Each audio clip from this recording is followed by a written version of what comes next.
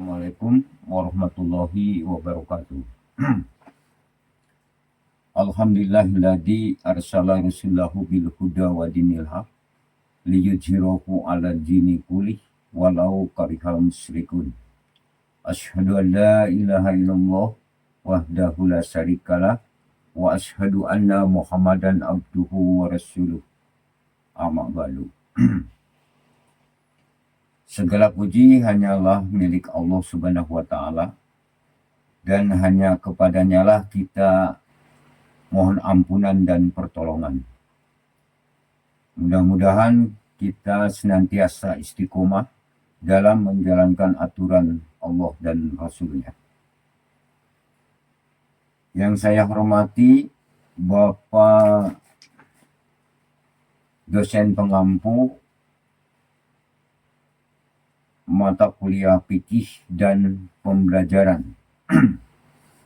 Juga tak lupa kepada rekan-rekan mahasiswa yang saya cintai. Pada kesempatan yang baik ini, saya sampaikan video ini dibuat untuk memenuhi salah satu tugas, yaitu tugas mandiri daripada mata kuliah fikih dan pembelajaran. Ruang lingkup fikih. Ruang lingkup fikih sangat luas, mencakup hukum ibadah, sholat, puasa, zakat, haji, muamalah, jual beli, pernikahan, utang piutang, ekonomi, jinayat, yaitu pidana, munakahat, hukum keluarga, hingga akhlak dan tata cara hidup bermasyarakat, adab, politik, kontemporer. Sementara pembelajarannya bertujuan mengintegrasikan hukum praktis ini dengan kehidupan nyata siswa melalui pemahaman, penghayatan, dan penerapan dalam konteks sehari-hari dari hal spiritual hingga sosial ekonomi. Sumber-sumber hukum fikih.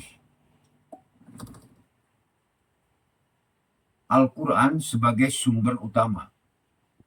Al-Quran firman Allah Subhanahu wa taala, sumber paling otoritas yang membuat prinsip-prinsip umum dan hukum langsung untuk ibadah, muamalah, dan sosial. Hadis sebagai penjelas hukum. Hadis perkataan, perbuatan, dan persetujuan Nabi Muhammad Shallallahu Alaihi Wasallam yang menjelaskan, merinci, dan melengkapi hukum dalam Al-Quran. Kegunaan mempelajari fikih. Mempelajari ilmu fikih bermanfaat sebagai panduan ibadah dan muamalah yang benar. Sholat, zakat, dagang, mencegah pemahaman agama yang menyimpang, memberikan pedoman keselamatan dunia akhirat, memahami aturan Allah, membimbing hubungan dengan Tuhan dan sesama, serta membantu menyelesaikan masalah kontemporer berdasarkan kaidah syariah, sehingga hidup lebih terarah dan bermakna sesuai ajaran Islam. Pengertian belajar, mengajar, dan pembelajaran. Belajar adalah proses perubahan perilaku siswa yang terjadi akibat pengalaman dan interaksi dengan lingkungan.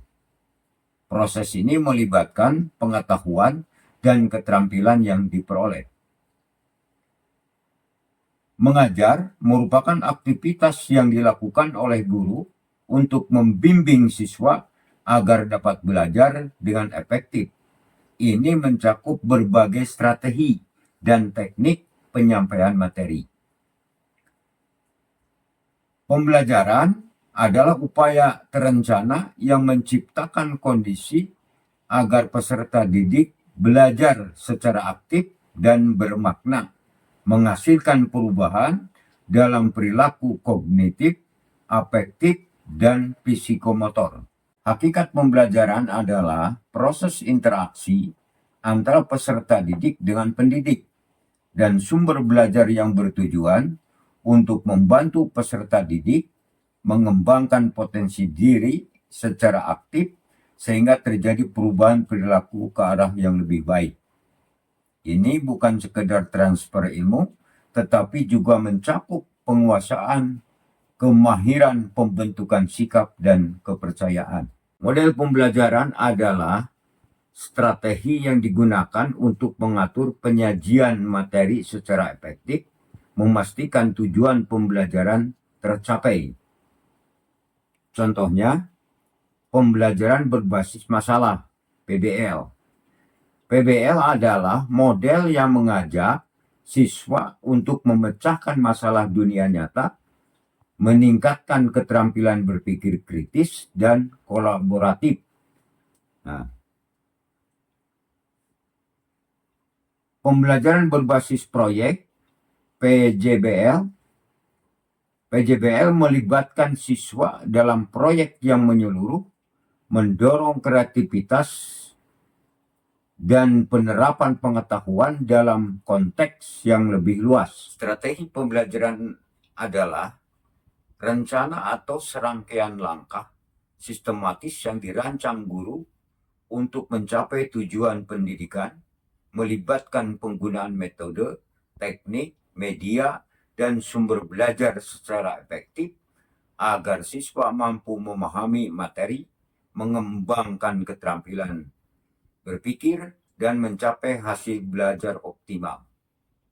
Contohnya, strategi pembelajaran berbasis masalah, PBL, inquiry, kooperatif, dan kontekstual dengan tujuan meningkatkan pemahaman, motivasi, dan kemandirian siswa melalui aktivitas terencana seperti diskusi, eksperimen, atau proyek. Metode pembelajaran adalah cara atau strategi yang digunakan pendidik untuk menyampaikan materi agar tujuan pembelajaran tercapai secara efektif, efisien, dan menyenangkan.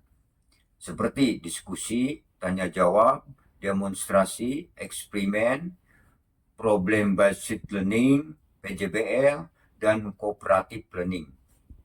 Tujuannya agar siswa terlibat aktif, tidak bosan, dan mampu mengembangkan pemikiran kritis serta keterampilan memecahkan masalahnya dengan pilihan metode tergantung materi dan penguasaan guru. Toharoh dalam Islam artinya bersuci atau membersihkan diri dari hadas kecil dan besar dan najis atau kotoran, baik secara fisik maupun spiritual, agar sah untuk beribadah seperti sholat, membaca Al-Quran dengan menggunakan air atau media suci lain seperti tanah. Untuk tayamum, ini adalah syarat utama dalam beribadah dan mencakup kebersihan badan, pakaian, dan tempat. Macam-macam toharoh atau bersuci dalam Islam terbagi menjadi dua kategori utama. Satu, toharoh manawiyah atau batiniah, yaitu membersihkan jiwa dari penyakit hati, syirik, iri, dengki, dan lain-lain dengan taubat dan amal soleh. Dua, toharoh hissiyah, yaitu bersuci fisik dari hadas kecil atau besar dan najis menggunakan media seperti air untuk wudhu, mandi, debu, tayamum, atau istinja dari air, batu, tisu. Tata cara bersuci dalam Islam meliputi menghilangkan najis dengan air atau batu, tisu, dan menghilangkan hadas kecil dengan wudhu atau tayamun. Besar dengan mandi wajib, dimulai dengan niat dan basmalah, lalu diikuti dengan langkah-langkah spesifik seperti membasuh tangan, kepala, dan kaki, serta mengusap dengan air atau debu sesuai jenis hadasnya. Diakhiri dengan doa agar ibadah sah dan diri menjadi suci. Demikian rangkaian materi sudah saya sampaikan. Mudah-mudahan bermanfaat bagi kita semua, menjadi bekal ilmu pengetahuan, wawasan, terutama kita semua sedang menuntut ilmu, ada dalam lindungan dan ridho Allah Subhanahu wa Ta'ala. Amin. Cukup sekian dan terima kasih. Wabil taufiq wal hidayah. Wassalamualaikum warahmatullahi wabarakatuh.